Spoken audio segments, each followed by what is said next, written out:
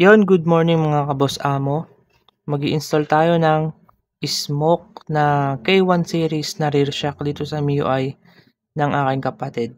And guys, napaka-porma niyan. Budget meal lang yan, pero quality siya.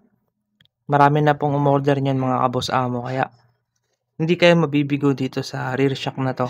Kung hanap nyo yung budget meal lang, pero maporma, pwedeng-pwede po sa inyo to.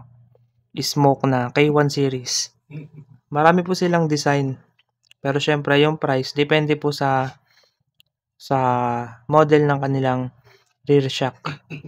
Ito guys nga pala yung stock na rear shock ng MIUI. So nagrereklamo na kasi yung kapatid ko diyan at sobrang lambot na daw. Yung tipong para po siyang bumabagsak pag sumasakay po silang dalawa ng angkas niya. Kaya yan guys, papalitan na natin na ito. Stock rear shock out at smoke K1 series in. Napakaangas. Color white pa guys. Bagay na bagay sa motor nila. Yan. Dito sa banda na to guys. Yan. Medyo mahirap siyang ipasok dito. Kasi merong goma yung rear shock. Pero yan. Kita nyo naman pasok na pasok yan guys. Plug and play talaga siya. Wala ka nang babaguhin. Kailangan pala alisin yung fairings sa likod. Magkabila. Tapos luluwagan nyo yung tangke ng MIUI nyo para madali nyo siyang maikakabit. At ito na nga mga kaboss amo, napakaangas. Yun pogi. And guys, budget meal at mura.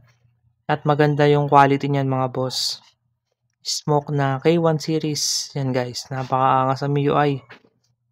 Marami rin yung kulay guys. May black, may pula. Iba-iba po yan. Pero itong white kasi maganda siya sa mata. Asakay mo siya. Gagain mo.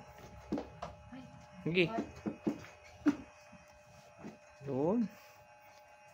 Parang tumaas ah. Tumaas siya. Ay. Hindi naman. Okay na, okay na. Ayoko ipakita eh. Okay na, okay na. Hindi, alam mo kung bakit siya parang tumaas?